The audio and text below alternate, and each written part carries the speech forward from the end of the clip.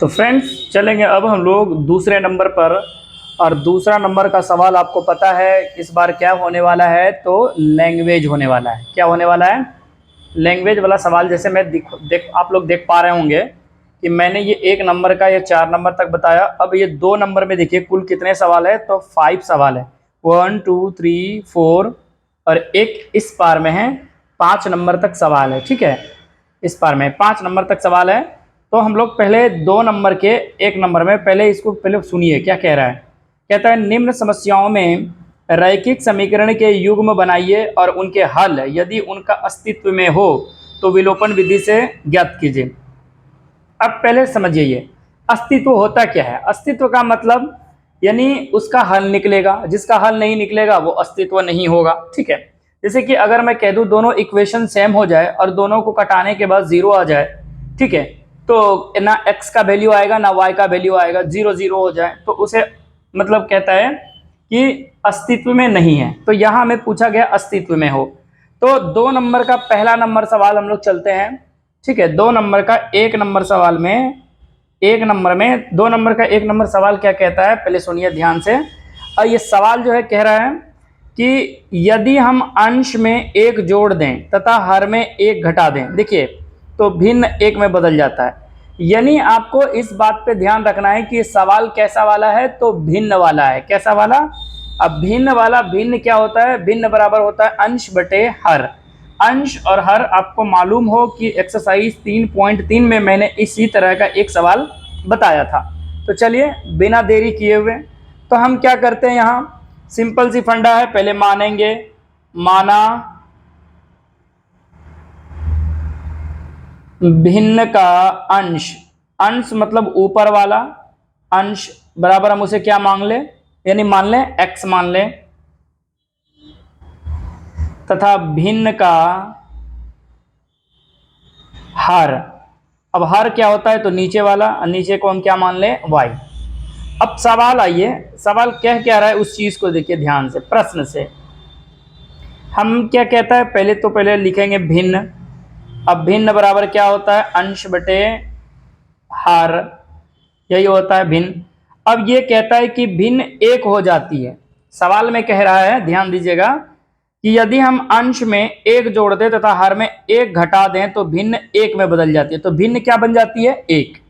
कब? जब हम कहते हैं अंश में 1 जोड़ दें। कैसे? तो ये यानी ये x बटे वाई लिखिए। कहता है अंश में आप 1 जोड़ दें, 1 मैंने जोड़ दिया। उसके बाद क्या कह रहा है, तथा हर में आप 1 घटा दें। इस प्रकार देखिए अब क्या करेंगे, थोड़ा हल करना होगा। इसके नीचे में कुछ नहीं तो क्या है, 1। इस 1 से इस x + 1 को गुना करेंगे तो जैसा है वैसा ही रहेगा, बराबर। फिर इसको भी जैसा है वैसा ही रहेगा। क्यों? 1 से गुना करेंगे, क्या फर्क पड़ेगा y - 1 को इसके ऊपर से। तो हम यहाँ क्या करेंगे, x y को इस पर ले आइए तो -y, और ये -1 - 1 हो जाएगा, क्योंकि ये जो +1 है उस पर जाके -1 बन जाएगा। और आपके पास इक्वेशन बनेगा x - y बराबर -2, और इसका नाम हो जाएगा मेरा इक्वेशन 1।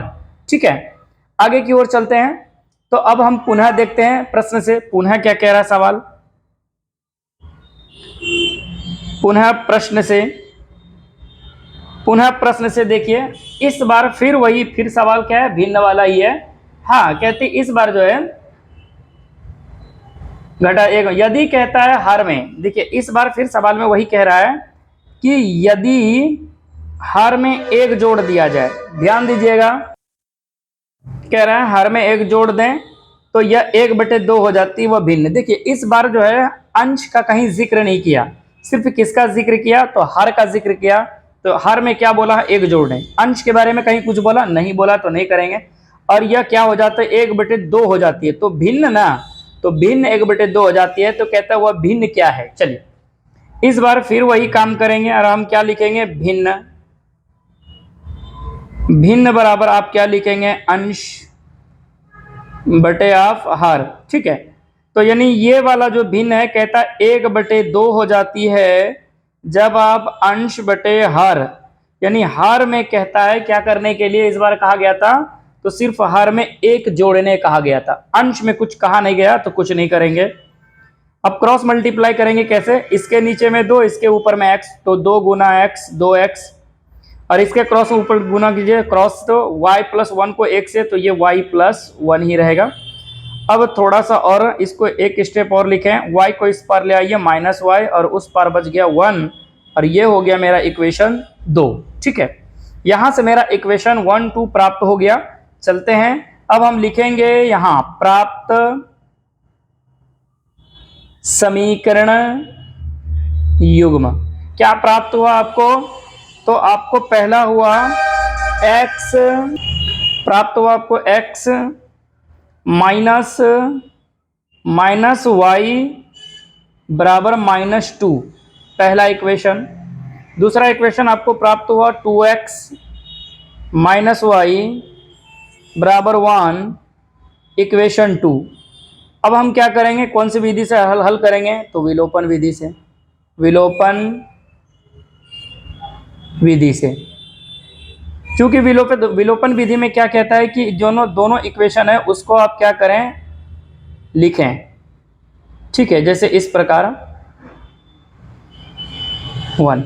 अब जब लिखेंगे इक्वेशन को तो ध्यान दीजिए y मेरा बराबर है, तो सिर्फ चिन्ह बदलिए, यानी ये माइनस है तब इसको क्या बना दें प्लस, ये प्लस है 2x तो क्या बना दें माइनस, ये भी 1 देखिए प्लस में है तो क्या बना दें माइनस, माइनस और ये प्लस कट गया, तो माइनस x बराबर हो जाएगा -3, क्योंकि -2 -1 जुड़ जाएगा, माइनस में दोनों तो हो जाएगा -3, माइनस से माइनस कैंसिल, तो x बराबर आपका वैल्यू हो गया 3। अब जो है क्या करेंगे फिर, अब चलेंगे किसमें, तो समीकरण 1 या 2 में आप वैल्यू रख सकते हैं। तो समीकरण 1 में हम क्या करते हैं, यानी x का मान रखने पर, देखिए जब आप रखेंगे तो समीकरण 1 क्या है, इस चीज को देखिए, तो आपका है x माइनस वाई बराबर -2। ठीक है, तो x का वैल्यू आपका कितना है 3 माइनस वाई बराबर -2। अब इस चीज को देखिए माइनस वाई इधर रहने दीजिए, -2 और ये 3 उस पर जाके -3 हो जाएगा, माइनस वाई बराबर हो जाएगा -5, माइनस से माइनस कैंसिल, का फाइनली आंसर बन जाएगा y बराबर, क्या बन जाएगा फाइनली आंसर, y बराबर +5। ठीक है, अतः हम यहां लिख सकते हैं, अतः x बराबर यानी भिन्न का अंश, अंश है ना, x बराबर क्या है मेरा अंश, अंश कितना आया मान, तो मेरा जो x का वैल्यू आया वो कितना आया है 3, तथा y बराबर, y जो क्या है मेरा हर है, तो हर का मान कितना आया मेरा, y का मान 5। अब चूंकि भिन्न बराबर क्या होता है, अंश बटे हर, तो जो मेरा भिन्न है, नया भिन्न क्या बना, तो अंश का मान आपका 3 और हर का मान 5, ये 3/5 आपका आंसर कंप्लीट होता है। ठीक है, तो ये मेरा 2 नंबर का पहला नंबर सवाल जो है समाप्त हो जाता है इस प्रकार से। अब मैं चलता हूं इसी का 2 नंबर का दूसरे नंबर सवाल पे। ठीक है, उम्मीद करते हैं ये सवाल आप लोगों को समझ में आया होगा। ठीक है, 2 नंबर का दूसरा नंबर सवाल क्या कहता है, इस सवाल को फिर से देखिएगा जरा। सवाल में कह रहा है 2 नंबर का 2 नंबर, 5 वर्ष पूर्व, देखिए पूर्व मतलब होता है पहले, नूरी की आयु सोनू की आयु से 3 गुनी थी। फिर कहता है 10 वर्ष पश्चात यानी बाद, नूरी की आयु सोनू की आयु की 2 गुनी हो जाएगी। तो नूरी और सोनू की आयु कितनी है, तो 2 आदमी का जिक्र है यहाँ, नूरी और सोनू। तो पहले हम मान लेते हैं, क्या मानेंगे, सॉल्यूशन लिख लीजिए शॉर्टकट में ऐसा। ठीक है, माना पहले कौन था, तो नूरी, माना नूरी की आयु, ठीक है, आयु बराबर कितने वर्ष, x वर्ष, तथा सोनू की आयु बराबर कितने वर्ष, y वर्ष। ठीक है, अब देखिए दोनों का आयु तो x y मान लिया हमने। अब प्रश्न से आइए, प्रश्न से कह क्या रहा है उस चीज को सुनिए।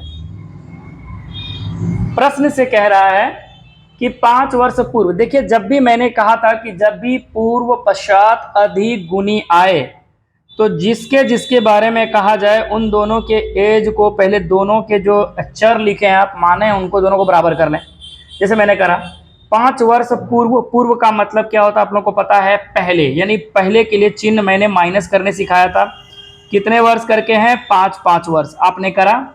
उसके बाद कहता है कि 5 वर्ष पूर्व नूरी की आयु, इसकी आयु जो है सोनू की आयु से 3 गुनी थी। तो अगर ये 3 गुनी थी और अभी फिर 3 गुना कर दूं तो 3 तिया 9 गुनी, इसका मतलब मैं इसको 3 गुना करूं तो ये क्या हो जाएगा, बराबर x माइनस 5 बराबर 3 गुना वाई 3y माइनस 15। अब यहां हम क्या करते हैं, ये x माइनस 3y इधर ले आएंगे तो माइनस 3y, और ये देखिए तो माइनस जो है 15, -15 अब माइनस उस पर जाके +5 हो जाएगा। आपके पास इक्वेशन बना x माइनस 3y बराबर -10, क्या बना, -10, और इसे हम नाम लिख लेंगे समीकरण 1। फिर हम चलते हैं पुनः प्रश्न से। पुनः प्रश्न से क्या कहता है, अब कहता है 10 वर्ष बाद दोनों का, 10 वर्ष बाद, तो जैसे ही बाद दिखा दोनों को आपस में क्या करें, अब बाद का मतलब होता है प्लस, तो दोनों में 10-10 साल आप क्या कर दें, ऐड कर दें। ठीक है, आपने ऐड करा, जैसे ऐड करा तो क्या कह रहा है सवाल, आप सुनिएगा। 10 वर्ष बाद नूरी की आयु, इसकी आयु सोनू की आयु की 2 गुनी, तो ये 2 गुनी ऑलरेडी पहले से है, अगर मैं 2 गुनी इसे कर दूं तो ये 4 गुनी हो जाएगी, तो इसका मतलब 2 गुनी इसे करना होगा। अब ये मेरा x प्लस 10 बराबर 2y प्लस 10 को 2 से गुना करेंगे 20 हो जाएगा।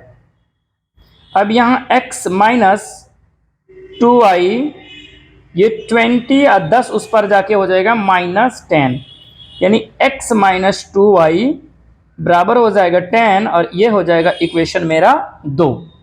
अब यही इक्वेशन को हम कैसे लिखते हैं आपको पता है, प्राप्त समीकरण युग्म, तो जो जो प्राप्त है आप उसे लिखिए। तो मेरा प्राप्त हुआ x माइनस 3y बराबर -10 इक्वेशन 1। दूसरा जब हम देखें तो x माइनस 2y बराबर 10, क्या प्राप्त हुआ, 10, ये इक्वेशन बन गया 2। ठीक है, तो अब यहां देख पा रहे हैं 2 इक्वेशन बन गया। अब यहाँ एक चीज देखिए, अब चाहें तो बराबर कर सकते हैं, यहाँ आप लिखिए क्या, विलोपन विधि, एक बार हम लिख लेते हैं विलोपन विधि से, या फिर आप दोबारा लिख सकते हैं। तो एक बार हम दोनों इक्वेशन को लिख लेते हैं, x माइनस 3y बराबर -10, x माइनस 2y बराबर 10। हम क्या करते हैं, इसको बराबर कर लेते हैं। देखिए मेरा ऑलरेडी x बराबर है, चाहे तो हम कर सकते हैं, और नहीं तो अगर लगता है कि y को करें तो y से गुना कर लेते हैं, इसके 2 उसमें और उसके 3 इसमें गुना कर लेंगे, क्रॉस गुना कीजिए तो 2 गुना x 2x माइनस 3 दूनी 6y, यानी इस 2 से इस पूरे को गुना करें बराबर माइनस कितना हो जाएगा 20, फिर इस 3 से इस पूरे को गुना करिए तो ये हो जाएगा 3x माइनस 3 दूनी 6y और 10 या 30। अब चिन्ह बदलने की जरूरत नहीं होगी, कि होगी, एकदम होगी, ये माइनस ये भी माइनस, इनका चिन्ह क्या कर देंगे प्लस, ये प्लस में है तो क्या बना देंगे माइनस, ये भी प्लस में है तो क्या बना देंगे माइनस। ठीक है, अब जो कटता है उसे कटा दीजिए, 6y से 6y कैंसिल, और यहाँ आप देखेंगे फाइनली आपका x आया, क्यों, क्योंकि 3x माइनस में 2x प्लस में, और ये हो गया, दोनों जोड़ेंगे तो हो जाएगा 30 20 50, माइनस से माइनस कैंसिल, और ये आपका x बराबर आ जाएगा आपका ओवरऑल 50। तो x का वैल्यू आपका हो गया 50। ठीक है, अब हम क्या करेंगे, समीकरण 1 में किसका वैल्यू, तो x आया है, x का मान रखने पर। ठीक है, जब आप रखेंगे तो पहला समीकरण क्या आया है आपका, x माइनस 3y बराबर -10। तो हम यहाँ x का वैल्यू रखेंगे, तो x का वैल्यू मेरा कितना आया है, प्लस में 50 माइनस में 3y बराबर -10। मैं यहाँ तो लिख लेता हूँ इसी सवाल को, हम क्या करते हैं, 3y को इधर रख लेते हैं, ठीक है, और ये जो -10 है -10 लिख लेते हैं, और 50 है तो उस पर चला जाएगा, तो ये भी हो जाएगा माइनस में 50, क्योंकि ऑलरेडी अभी किस में था, प्लस में। -3y बराबर जब इसे हल करेंगे तो हो जाएगा -60, 20 तिया 60, माइनस से माइनस कैंसिल, आपका फाइनली y बराबर क्या आया, 20 आया। अतः हम कह सकते हैं, अतः नूरी की वर्तमान आयु बात करें तो x बराबर कितना आया मेरा, कितना है, x बराबर 50 वर्ष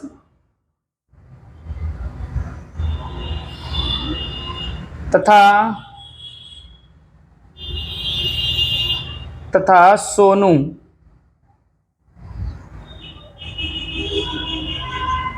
का वर्तमान आयु y बराबर 20 वर्ष। ठीक, यहाँ तक कोई दिक्कत है? उम्मीद करते हैं यहाँ किसी को दिक्कत नहीं हुआ होगा। मैंने ये क्या करा, इक्वेशन बनाया यहाँ से दोनों, फिर उसको मैंने लिखा प्राप्त समीकरण, फिर यहाँ से मैंने क्या करा है, विलोपन विधि से हल करा है। जो भी x y का वैल्यू आया मेरा, जैसे कि x बराबर मेरा 50, y बराबर 20, अब जिसको जो जो माना था मैंने उसका उस चीज़ का लिख दिया है। ठीक है, उम्मीद करते हैं सवाल आपको समझ में आया होगा। 2 नंबर का तीसरा नंबर सवाल देखिए। 2 नंबर का तीसरा नंबर सवाल लगता होगा भारी, लेकिन है नहीं। कहता है 2 अंकों की संख्या के अंकों का योग। पहली बात तो 2 संख्या है, 2 अंकों की, कितने अंकों की, 2 अंकों की, यानी इकाई दहाई वाला, यानी 2 अंकों की संख्या के अंकों का योग 9 है, और इस संख्या का 9 गुना कोमा संख्या के अंकों को जब पलटेंगे, यानी जो बदलेंगे, पलटने से बनी संख्या का 2 गुना है वह संख्या ज्ञात कीजिए। देखिए ऐसे सवाल को हम करते क्या है, पहले हम यहाँ मानते हैं, तो 2 संख्या है तो इकाई और दहाई हम मान सकते हैं, कोई दिक्कत, क्या मान सकते हैं हम लोग, इकाई दहाई। जब संख्या है तो हम इकाई और दहाई मानेंगे। तो जब एक बात बताइए, जब 2 अंक हो गया तो दहाई अंक हो जाएगा, जब 2 अंक हो गया तो क्या हो जाएगा, दहाई। पहले 2 अंक का बोला गया है, तो यहाँ हम लिख लेते हैं, कोई दिक्कत नहीं है। देखिए लिखेंगे माना, क्या मानेंगे, माना दहाई अंक, दहाई अंक, दहाई अंक बराबर हम क्या मान लेते हैं, x तथा इकाई अंक बराबर हो जाएगा y। अब प्रश्न से आइए, सिंपल सवाल है, जितना सोच रहे हैं उतना है नहीं। प्रश्न से कहता है दोनों अंकों का योग, तो यानी x प्लस वाई बराबर जो योग है वो दिया है 9, तो इक्वेशन 1 प्राप्त हो गया। सिंपल है, जब दोनों का योग दिया है तो योग मैंने कर लिया, दोनों अंकों का योग यानी दहाई और इकाई अंकों का योग कितना है, 9, तो मैंने वो करा। अब पुनः प्रश्न से आइए, पुनः प्रश्न से। अब पुनः प्रश्न से क्या कहता है, इस चीज को समझिए। पुनः प्रश्न से कहता है कि जो दहाई अंक है, पहले बात समझिए, दहाई अंक हम 10x लिख सकते हैं, क्योंकि दहाई तो 2 अंक का होगा, और दहाई अंक का सिंबल मैंने क्या लिखा है, x। तो दहाई मतलब 10 प्लस इकाई मतलब y। अब इस चीज को समझिए, इसका कहता है 9 गुना, ठीक है, यानी दहाई अंक प्लस इकाई अंक का 9 गुना, और इसको पलटने से, अब पलटेंगे कैसे, अब ये बात समझिए, जहां 10x हो रहा था यानी दहाई अंक में x था, अब इस संख्या को हम पलटेंगे, अब हम दहाई की जगह पे क्या लगा देंगे, x के जगह पे y। अब दहाई यानी इकाई y हो जाएगा y, और प्लस में हम क्या लिख देंगे, x लिखेंगे, क्या लिखेंगे, यानी इस संख्या को पलटेंगे। तो मैंने इस प्रकार पलटा, कोई दिक्कत, जब आप पलटेंगे तो कहता है इसका कितना गुना है, 2 गुना, ये बराबर है। तो मैंने पलटा, यानी दहाई अंक प्लस इकाई अंक, देखिए दहाई अंक प्लस इकाई अंक का योग 9 हो गया। फिर कहा गया सवाल में दहाई अंक का 9 गुना, यानी दहाई अंक से जो संख्या बना है, सवाल सुनिएगा, यहाँ है सवाल, यही कह रहा था कि इस संख्या का 9 गुना संख्या के अंकों को पलटने से, बनी संख्या का 2 गुना का है, वह संख्या ज्ञात कीजिए। यानी इस प्रकार, यानी दहाई अंक x मैंने माना तो 10x के साथ y इसका 9 गुना, फिर इसी संख्या को मैंने पलट दिया। अब जहां दहाई अंक था 10x, 2 अंकों की जो दहाई अंक था x, अब वहां 2 अंकों की इकाई अंक मैंने y मान लिया, प्लस में दहाई अंक को क्या माना x। अब इन संख्या को मैंने एक्सचेंज कर दिया, पलट दिया। कहता है कि इसका 9 गुना और इसको पलटने से बनी जो संख्या इसके 2 गुना के योग के, यानी 2 गुना के क्या है, बराबर है। बस कुछ नहीं, हल करें इनको। तो देखिए, तो 9 9 90 यानी 90x प्लस 9 गुना y 9y, 10 दूना 20y प्लस 2 गुना x 2x। ये देखिए 90x माइनस 2x, ठीक है, 9y माइनस 20y, और उस पार में क्या बचा, 0। अब ये देखिए, तो ये हो जाएगा 88x, अब माइनस अगर 20 में 9 घटाएंगे तो क्या हो जाएगा 11, और वो भी किसमें, y बराबर 0। हम क्या करते हैं, 11 कॉमन ले लेते हैं, तो 11 × 88 माइनस y बराबर में 0। अब इसको लिख लीजिए ऐसे, 11x यानी 8x माइनस y, और 0 में अगर 11 से भाग लगाएंगे तो क्या बन जाएगा, 0। ये मेरा हो जाएगा समीकरण 2, ठीक है। अब यहाँ हम क्या लिखते हैं, प्राप्त समीकरण युग्म क्या प्राप्त हुआ। तो पहला इक्वेशन x प्लस वाई बराबर 9, इक्वेशन 1। दूसरा इक्वेशन आपको प्राप्त हुआ 8x माइनस वाई बराबर 0, इक्वेशन 2। जब आपको प्राप्त हो गया तो कौन सा विधि से हल कर रहे हैं हम लोग, आप लोगों को पता है, विलोपन विधि। विलोपन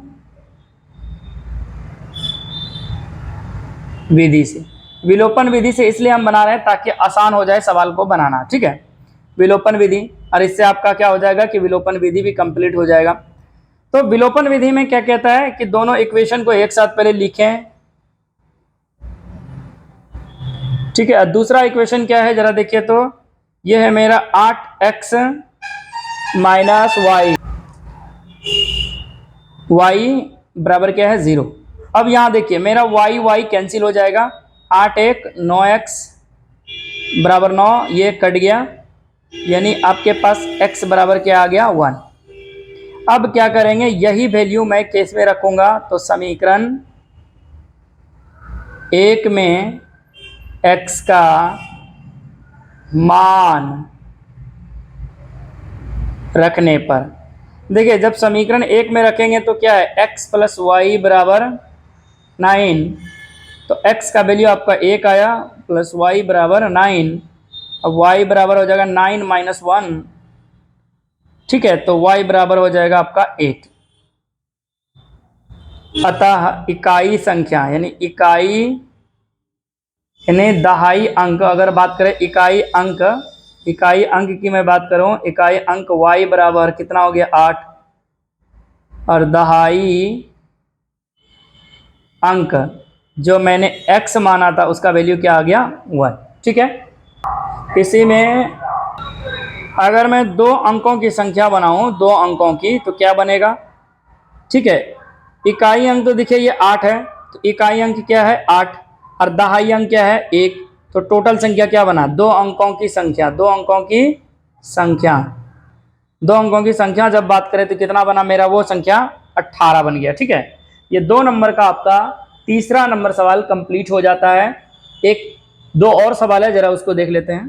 तो 2 नंबर का 4 नंबर सवाल यह कह रहा है कि मीना जो है 2000 रुपये निकालने के लिए एक बैंक गई। उसने खजांची से कहा, खजांची जो पैसा निकाल के देता है, उसने खजांची से कहा 50 रुपये तथा 100 रुपये, कितने का, 50 रुपये और 100 रुपये के नोट देने के लिए कहा। किसने, मीना ने। और कितना 1000 रुपया निकालने गई है, तो 2000। मीना ने कुल कितने नोट निकाले, देखिए नोट उनको भी पता है कि कितने नोट निकाले उन्होंने। मीना ने कुल 25 नोट निकाल लिया, तो जिनमें कि वो किसका संख्या होगा, 50 रुपये का और 100 रुपये का, क्योंकि उन्होंने बोला किसके निकालने के लिए कि हमें जो है 2000 रुपया पैसा दीजिए, लेकिन उसमें जो नोटों की संख्या होनी चाहिए, वो नोटों की संख्या कैसा होना चाहिए, 50 रुपये वाला और 100 रुपये वाला, ठीक है। ऐसे समझिए, कहता है कि ऐसे समझिए कि ये देखिए 2000 रुपया निकालने गई कहाँ? बैंक। कहाँ गई? बैंक गई और ये 2000 निकाले। कितने करके? नोट, जो नोटों की जो संख्या है वो 50 और 100 रुपये का नोट लिया। कितने का? 50 और 100 रुपये का नोट निकालने के लिए कहा गया है। और कुल नोट कितना निकाला? यानी इन दोनों को मिला के, यानी 50 रुपये और 100 रुपये का कुल नोट कितना निकाला है? कुल नोट 25 को होना चाहिए, यानी नोट 2000 पैसा होना चाहिए और नोटों की संख्या 25 होना चाहिए। और उसमें वो भी नोट किसके किसके होने चाहिए? 50 के और 100 के। तो आपको बताना है कि उन नोटों की संख्या, यानी 100 के नोटों की संख्या कितनी है, अब 50 के नोटों की संख्या कितनी है। चलिए ठीक है, चलिए तो हम करते क्या है, मान लेते हैं। माना 50 रुपये के नोटों की संख्या, नोटों की संख्या बराबर क्या? x, तथा 100 रुपये के नोटों की संख्या, ठीक है, नोटों की संख्या बराबर क्या मान लें? y। अब प्रश्न से आइए। पहला तो सिंपल फंड है कि कुल नोट कितने निकाले हैं, यानी x प्लस वाई बराबर कुल नोट कितने निकाले हैं? 25। इक्वेशन हो गया 1। यानी x प्लस वाई बराबर कितने, कुल कितने नोट निकाले हैं? 25। तो पहला इक्वेशन बन गया। पुनः प्रश्न से, अब पुनः प्रश्न से यह लिखा कुल नोट कितने कहा गया है, तो 25 निकाल लिया। उसके बाद कितने कितने का निकालने कहा गया है? 50 रुपये और 100 रुपये। तो हम क्या कर लेते हैं कि जो 50 रुपये की नोटों की संख्या है उसे हम क्या मान लेते हैं? 50x, तथा 100 रुपये के नोटों की संख्या को 100y, और टोटल मनी कितने बोला है निकालने के लिए? 2000 रुपया। यानी आप इसमें 50 आप कॉमन ले लें तो क्या बचा आपका? x, 50 दूनी 100 बराबर 2000 रुपया। 0 से 0, 5 के 20, यानी जो आपका इक्वेशन बना x प्लस 2y बराबर 4, 0, 40, ये इक्वेशन आपका प्राप्त हो गया 2। हम यहाँ लिखते हैं प्राप्त समीकरण युग्म, ठीक है। आपको क्या क्या समीकरण प्राप्त हो उसको लिखना है। जैसे कि मेरा x प्लस वाई बराबर 25 इक्वेशन 1 प्राप्त हुआ, और दूसरा मेरा जो इक्वेशन है x प्लस 2y बराबर 40 इक्वेशन 2 प्राप्त हुआ। अब हम किससे चलेंगे? तो विलोपन विधि से। विलोपन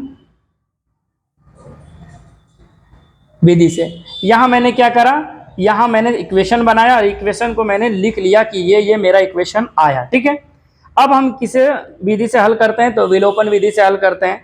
तो विलोपन विधि में हम क्या करते हैं? दोनों इक्वेशन को बराबर करते हैं। जैसे कि ये मेरा x प्लस वाई बराबर 25, दूसरा है x प्लस 2y बराबर 40। देखिए तो मेरा इक्वेशन यहाँ बराबर है, यानी x बराबर है। जब बराबर है तो हम चिन्ह बदल देते हैं, माइनस हो गया, एक प्लस एक माइनस। जब इसका चिन्ह बदला तो नीचे का भी चिन्ह बदलिए, प्लस है तो क्या बनेगा? माइनस।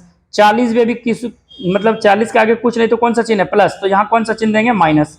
यानी ये x से ये x कैंसिल, और आप देख पाएंगे कि ये देखिए तो अब जो है y किस में आ जाएगा? तो अब आ जाएगा माइनस वाई। क्यों? 2y माइनस में, 1y प्लस में, और ये जो आपका हो जाएगा माइनस में 15 हो जाएगा, माइनस से माइनस कैंसिल। और आप यहाँ देख पाएंगे कि जो y बराबर आपका वैल्यू आया वो कितना आया? 15 आया। y का वैल्यू 15 आया। अब क्या लिखेंगे? समीकरण 1 में किसका? तो y का मान रखने पर। अब देखिए कि समीकरण 1 है क्या। तो अब जब से ये समीकरण देखेंगे तो मेरा x समीकरण है, यानी पहला समीकरण है x प्लस वाई बराबर 25। यहाँ से हम x का वैल्यू निकाल सकते हैं क्योंकि y का वैल्यू हमें कितना पता है? 15 बराबर 25। x बराबर हम लिख सकते हैं 25 माइनस 15, क्योंकि 15 इस पार किस में है, प्लस में। x बराबर हो जाएगा कितना, 10। अतः हम कह सकते हैं, अतः 50 रुपये के नोटों की संख्या, नोटों की संख्या, देखिए 50 रुपये के नोटों की संख्या, यानी 50 रुपये को हम क्या माने, x, तो नोटों यानी जो x बराबर है, इनकी संख्या कितनी हो गई, 10, तथा 100 रुपीज के नोटों की संख्या, ठीक है, नोटों की संख्या। जब मैं इसकी बात करूं y का, तो इसका वैल्यू मेरा कितना आ गया, 15। कितना आया हुआ है y का वैल्यू, तो 15। देखिए 15। अब देखिए कैसे हो गया, अगर मैं अब ये जो मेरा टोटल, अब इस मेरा आंसर हो गया कंप्लीट, ठीक है। अब इस चीज को समझिए, ये 2000 रुपये के नोट थे, ठीक है, और ये 2000 रुपये के नोट में कितना बोला गया था, तो आपको बोला गया था 50 रुपये का नोट निकालिए। देखिए 50 रुपये का नोट आपका कितना आया है, तो 10 से मल्टीप्लाई करेंगे, ठीक है। फिर इधर बोला गया था 100 रुपये का नोट, 100 रुपये का नोट आपका कितना आया, 10 आया, 100 रुपये का नोट, तो 15 आया है। कितना आया है, 15। अब देखिए इनको गुना आप करेंगे तो ये हो जाएगा आपका 500, ये वाला कितना हो जाएगा, 500, और ये हो जाएगा आपका 1500। तो 1500 और इन दोनों को आप जोड़ेंगे तो कितना हो जाएगा, 2000 रुपया हो गया। ये तो 2000 हो गया, लेकिन नोटों की संख्या कितनी हुई, 10 यहाँ और 15 यहाँ। जब इन दोनों को आप जोड़ेंगे तो कितना हो जाएगा, 25, ठीक है। ये आपका कंप्लीट हो जाता है, ये सवाल आपका आंसर यहीं कंप्लीट हो जाता है, ठीक है। चलिए इस एक्सरसाइज का एक और सवाल है, जो अंतिम सवाल है इसका, जरा उसको देख लेते हैं। इस एक्सरसाइज का अंतिम सवाल है कि किराए पर पुस्तक देने वाले किसी पुस्तकालय का प्रथम 3 दिनों का एक नियत किराया है। देखिए 3 दिनों का, कितने दिनों का, 3 दिन का नियत किराया, यानी 3 दिन को क्या माना है यहाँ, नियत, यानी 3 दिन तक अगर कोई रखता है किताब या पढ़ता है तो उसका एक नियत किराया है। लेकिन जैसे ही 3 दिन के बाद एक्स्ट्रा दिन लगाएंगे, जैसे कि 4 दिन रखेंगे, 5 दिन, तो 3 दिन का जो रेट होगा उसका वही लेगा। लेकिन जैसे 3 दिन के बाद आप जितना रखेंगे, 2 दिन, 3 दिन, 4 दिन, तो उसका रेट जो है, यानी भाड़ा जो है, वो अलग अलग लगेगा, ठीक है। तो यहाँ भाड़ा का बात हो रहा है। जैसे कि नियत वाला मैंने पढ़ा है इससे पहले, इस तरह का सवाल, तो इस तरह का सवाल मैंने पढ़ा था, तो इसको मानने सिखाया था, माना नियत भाड़ा, डायरेक्ट मान लीजिए नियत भाड़ा। नियत भाड़ा क्या मान लें, x। तो नियत यहाँ कितने दिन के लिए दिया है, ध्यान रखिएगा, नियत यहाँ 3 दिन दिया है। नियत मतलब भाड़ा, जो नियत भाड़ा है वो कितने दिन का है, तो 3 दिनों का। कितने दिनों का, 3 दिनों का नियत भाड़ा है यहाँ, ध्यान रखिएगा इस चीजों को। तथा अतिरिक्त भाड़ा, तथा अतिरिक्त भाड़ा। अब देखिए अतिरिक्त का मतलब 3 दिन के बाद जैसे ही अगला दिन, चौथा दिन या 5वां दिन रखेंगे तो उसका भाड़ा का रेट बदल जाएगा। प्रश्न से आइए,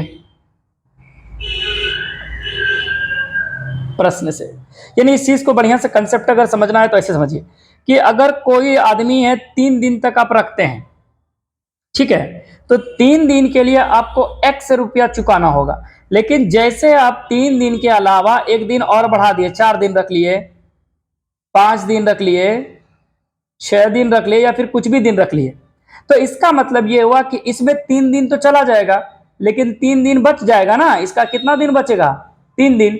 तो 3 दिन का किराया तो x लेगा, लेकिन जो ये 3 दिन है, इस 3 दिन का किराया क्या हो जाएगा, y।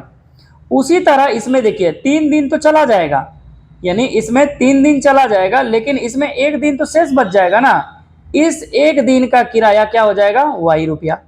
अब देखिए इसमें देखिए टोटल 5 दिन है, 5 दिन में 3 दिन का किराया तो नियत है, क्या लेगा, x। लेकिन जो 2 दिन बच गया, कितना दिन, 2 दिन, ये 2 दिन का नियत किराया जो लेगा वो y रुपया लेगा। इस बात को समझिए, ठीक है। आगे की ओर चलते हैं, अब यही बात है सवाल में। तो पहला कह रहा है, क्वेश्चन क्या कह रहा है कि टोटल जो है, इस चीज को समझिए, प्रत्येक तरह अलग कर, कहता सरिता ने 7 दिनों तक, देखिए सरिता ने 7 दिन, तो पहली बात कि जब सरिता ने 7 दिन रखा तो नियत कितना दिन रखा होगा उसने, नियत 3 दिन, तो नियत के लिए मतलब तो x हो गया, तो 7 दिन में 3 दिन चला गया, तो शेष कितना दिन बचा, 4 दिन, तो 4y, इसलिए क्योंकि 4y लगा दिया, मतलब ये 4 दिन अतिरिक्त रखा, यानी 3 दिन के अतिरिक्त रखा तो 3 दिन का नियत किराया हो गया, और 4 दिन जो है नियत किराए से अतिरिक्त किराया, और उन्होंने कुल कितने रुपया अदा किया पैसा, तो 27 रुपया। ये मेरा इक्वेशन 1 हो गया। फिर पुनः आ जाइए, पुनः प्रश्न से जब आप देखेंगे तो आप कह रहा है कि जबकि सूसी ने एक पुस्तक 5 दिनों के लिए, तो 5 दिन टोटल कितने, देखिए इन्होंने कितने दिन रखा 7, और इन्होंने कितना दिन रख रहा है 5, तो 7 दिन में 3 दिन तो नियत बच गया, कितना शेष 4, इन्होंने भी 3 दिन नियत, तो शेष 5 दिन में कितना दिन बच गया 2 दिन, और इन्होंने कितना पैसा दे रहा है उसको, मतलब लाइब्रेरियन को दे रहा है जमा, यानी 21 रुपया। तो ये इक्वेशन हो गया 2। ठीक है, हम यहाँ क्या लिख लेंगे, प्राप्त समीकरण युग्म, यानी x + 4y बराबर 27 और x + 2y बराबर 21। यहां देखिए, आप चाहें तो बराबर या चिन्ह बदलिए, ये दोनों बराबर दिख रहा है x x, और नीचे वाला प्लस में माइनस कर दिए, ये भी प्लस में, किस में कर दिया माइनस, 21 प्लस में दिख रहा है, क्या बना दिया माइनस, ये कैंसिल, और ये देखिए 4y में 2y चला गया, कितना y 2y, और ये 27 में 21 चला गया, कितना बच गया 6। अब यहाँ से कटा दीजिए 3, यानी y बराबर कितना हो गया 3। अब हम यहाँ क्या करेंगे, अब हम यहाँ क्या करेंगे, समीकरण 1 में डायरेक्ट किसका मान रख लेंगे, y का मान रखने पर। तो समीकरण मेरा क्या है, x + 4y बराबर 27, यही है। हम इधर रख लेते हैं मान, तो जो मेरा x का वैल्यू आया, यानी ये x + 4 गुना y का वैल्यू कितना है 3, बराबर कितना है 27, अतः x बराबर हो जाएगा 4 तिया 12 बराबर 27, यानी x बराबर हो जाएगा 27 - 12। ठीक है, यानी ये x बराबर हो जाएगा, ये कितना, तो 15। अतः हम कह सकते हैं, अतः नियत भाड़ा x बराबर कितना 15, तथा अतिरिक्त भाड़ा y बराबर कितना रुपया इसको देना पड़ रहा है 3। तो यानी इसका मतलब यह है कि जो 15 रुपया ये दे रहा है, इस बात को समझिए, ये जो 15 रुपया दे रही है पैसा, तो यानी कहने का मतलब है कि ये 3 दिन, तो 3 × 5 यानी एक दिन में 5 रुपया दे रही है, एक दिन में 5 रुपया, तो 3 दिन में 15, और अतिरिक्त का मतलब है कि जैसे आपने 3 दिन किए तो 5-5 रुपया लगेगा ही, लेकिन जैसे ही आपने चौथा दिन रखा, तो ये देखिए चौथा दिन के लिए इसे कितना रुपया अदा करना होगा 3, पांचवां दिन के लिए भी 3, छठा दिन के लिए भी 3 रुपया, 7वें दिन के लिए भी 3 रुपया, यानी इसके अलावा जितने भी दिन रखेगी उसको प्रत्येक दिन का एक्स्ट्रा कितना पैसा लगेगा 3-3 रुपया, यानी 5 रुपया तो लगेगा, लेकिन उसके अतिरिक्त भी लगेंगे, और अतिरिक्त कितने लगेंगे 3-3 रुपया करके लगते रहेंगे। उम्मीद करते हैं ये सवाल आपको समझ में आया होगा। साथ ही साथ ये मेरा एक्सरसाइज खत्म हो जाता है। ठीक है, 3.4। अब हम नेक्स्ट वीडियो में मिलेंगे एक्सरसाइज 3.5 के साथ। तब तक के लिए धन्यवाद।